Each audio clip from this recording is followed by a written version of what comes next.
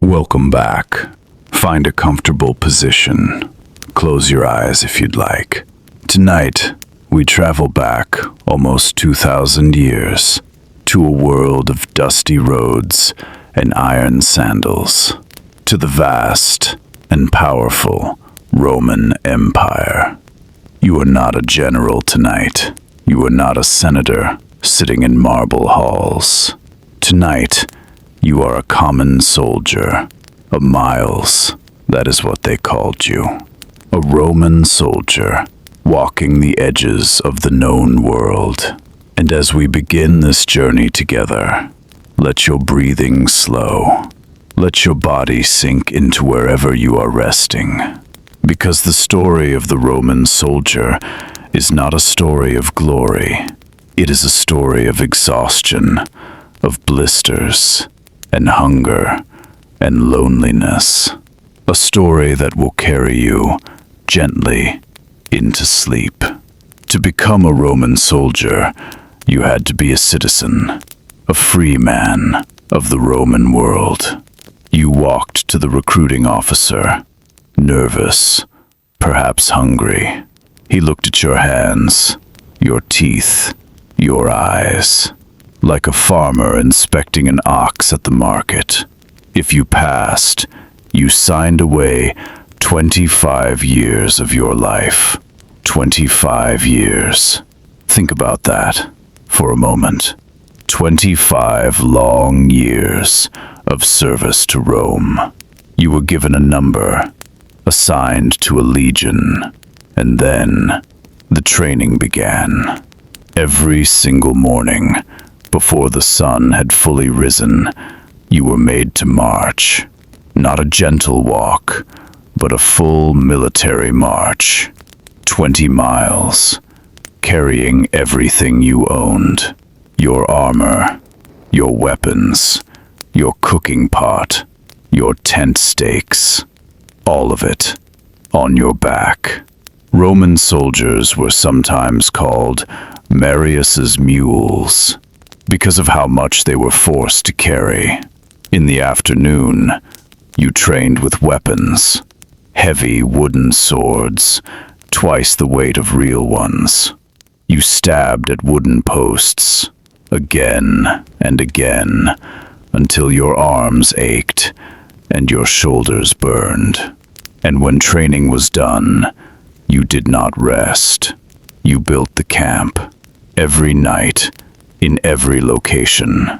Roman soldiers dug ditches, raised wooden walls, set up tents in perfect order. And then, when it was all finished, you slept, only to wake and do it all again. The daily life of a Roman soldier was deeply, deeply routine. You woke before dawn. You ate. You marched. You trained. You built. You ate again. You slept. And the next day, it began once more. The food was simple, almost painfully simple. Your main meal, every single day, was porridge, made from grain called emmer wheat. Thick, heavy, flavorless porridge. Sometimes, if you were fortunate, there was hard bread, a piece of cheese, some olives, perhaps a little vinegar mixed into your water, called posca. It kept away illness, they believed. Meat was rare, a luxury saved for special occasions, festivals, or days after a battle. You ate from a shared pot with the 8 men in your tent group, your contubernium, your little family within the legion. These were the men you marched with, slept beside, fought next to, for years and years and years. You learned the sound of each man's breathing in the night. You knew who snored, who talked in their sleep, who cried quietly when they thought no one could hear. Homesickness was a quiet disease in the Roman army.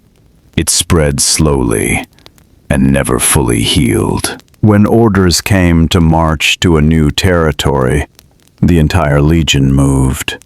Thousands of men, stretching across the road like a long iron snake. You walked and walked and walked. In summer, the dust choked your lungs. The sun beat down on your iron helmet, making it burn to the touch. In winter, the cold seeped through your wool tunic. Your feet, wrapped in leather sandals, went numb on frozen roads. The Roman roads were excellent, straight and flat and well made. But excellent roads do not make 20 miles feel shorter. They only make you more aware of how far there is still to go. When you camped near rivers, there was disease. Fevers that came in the night, that made men shake and sweat and whisper for their mothers.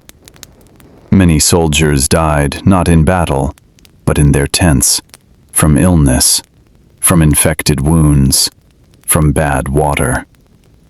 The army had doctors, called medici, skilled men who stitched wounds, set broken bones. But there was only so much they could do against the invisible enemies that lived in swamps and mud. And still, the legion marched, because Rome needed her borders held, and you were the one holding them. After 25 years, if you survived, Rome gave you a gift, a small plot of land somewhere in the empire, and a document carved in bronze proving you had served and were now free. Many soldiers settled near the forts they had guarded. They had forgotten the towns they were born in. The faces of childhood friends had blurred with time. The army was the only home they truly knew. And so they stayed.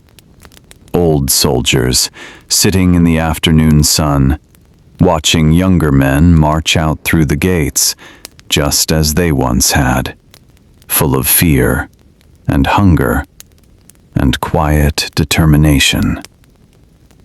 The Roman Empire was built on the backs of these men, not the emperors in their palaces, not the senators in their togas, but the ordinary soldier, with his heavy pack and his bowl of porridge, and his 25 years of tired, faithful steps.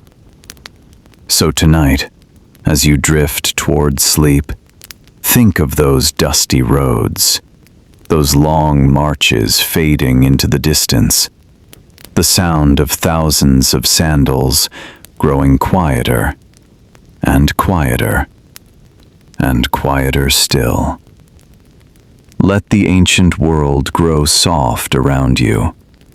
Let the campfire light flicker and dim and carry you slowly into a deep and restful sleep. Good night.